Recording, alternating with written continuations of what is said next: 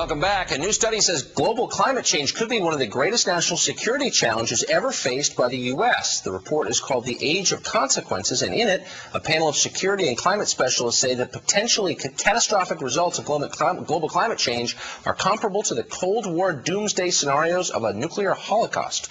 Joining me now for his take on what catastrophes may lie ahead is Dan Weiss, Senior Fellow and the Director of Climate Strategy at the Center for American Progress. Dan, thanks for coming on. Thank you for having me.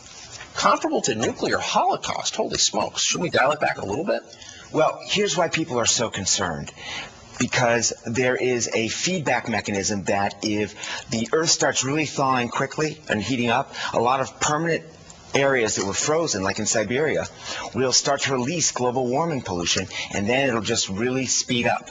Even if that doesn't happen, we're facing more droughts, hurricanes, floods, potentially famine, tropical diseases in places that never had them. A lot of really bad stuff is going to happen with global warming. So there's no upside to the globe getting warmer? It's hard to see what that is. And the reason why about huge areas of arable land that weren't arable before. Well, here's the difficulty with that, is that a lot of places that are most vulnerable for changes from global warming are some of the most poor or impoverished areas. And that with, say, sea level rise, you could have 150 million people living in coastal Africa flooding to the internal part of the country. That's why so many generals and admirals who are out of the military now are really concerned about the consequences of global warming. Oh, no, all upper middle class Americans are scared to death of global warming, and there's no doubt. I mean, the country's in a total panic about global warming, and I'm not saying it shouldn't be. I'm merely saying, you know, all kinds of scenarios don't come true. When I was little, it was global cooling. The coming ice age was the great fear, and that turned out to be crap.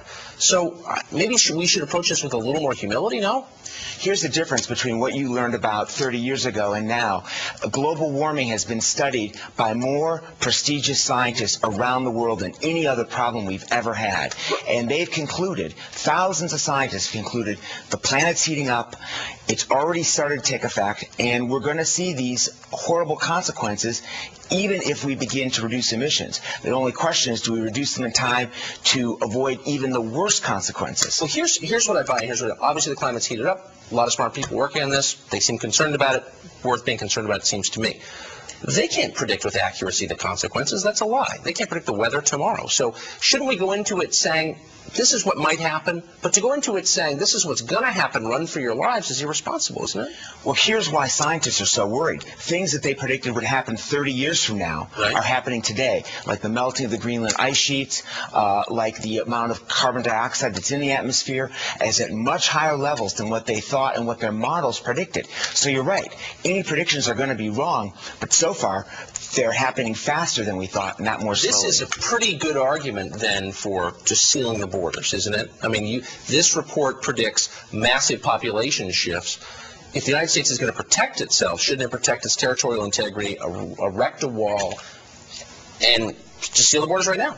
Here's why we need to be concerned and why sealing our borders won't quite do it. And that's because a lot of the instability that could occur under global warming could occur in places that we care about a lot, like the Middle East. For example, only 4 countries control the water in the Middle East: Iraq, Iran, Turkey, and Syria. Right. And at least those are fairly hostile to the U.S. Let's say there's higher drought there because of global warming.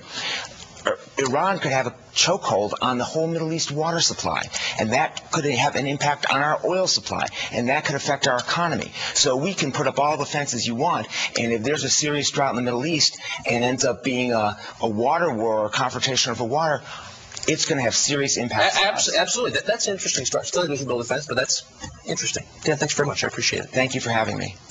Well, it's an unveiling 85 years in the making. What secrets were hiding in King Tut's tomb? Bill Wolfe unmasks the famous boy pharaoh. You're watching MSNBC. What else? We'll be right back.